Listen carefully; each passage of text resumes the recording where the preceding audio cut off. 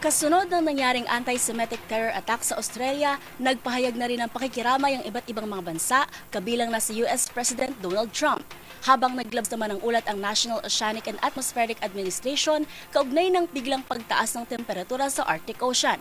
Ang mga balita mula sa ibayong dagat, tinutukan sa Global Headlines Report ni James Galange. Balita mula sa Amerika. Kasunod na nangyaring karumal-dumal na Bondi Beach anti-Semitic terrorism attack kamakailan sa Australia, nagsalita na rin si US President Donald Trump at nagpahayag ng pakikiramay sa mga naulila. Ano niya, sa ilalim ng kanyang administrasyon ay dito hahayaang palampasin ng mga itong uri ng diskriminasyon at sinigurong ligtas ang Jewish community kung saan nanindigang proprotektahan sila ng Estados Unidos. The story of Hanukkah reminds us that light will always prevail over darkness and faith and triumph over fear. Together, let us honor the eternal flame and the faith that has always protected the Jewish people. You are protected. You are special, special people.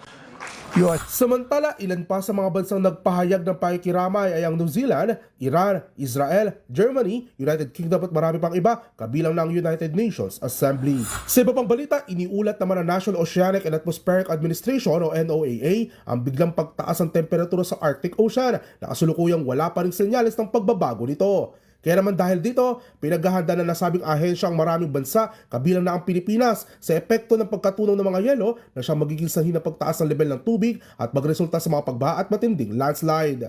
Ayon sa NOAA, resulta pa rin ito na nagpapatuloy na climate change na anilay mas mabilis ngayong taon kung saan doble ang itinaas kumpara sa karaniwang pagtaas at pagbaba ng temperatura sa ibang parte ng mundo. Ilan pa sa mga maaaring maging epekto nito ay magresulta sa mas mapanganib pang sakuna gaya ng pagkasira ng mga infrastruktura, tsunami at pagbaba ng supply ng tubig sa mga komunidad. At yan naman nakalap nating balita mula sa iba't ibang panig ng mundo. Para sa MBC TV Network News, ito si James Galange ng DZRH TV, una sa Pilipinas, una sa Pilipino.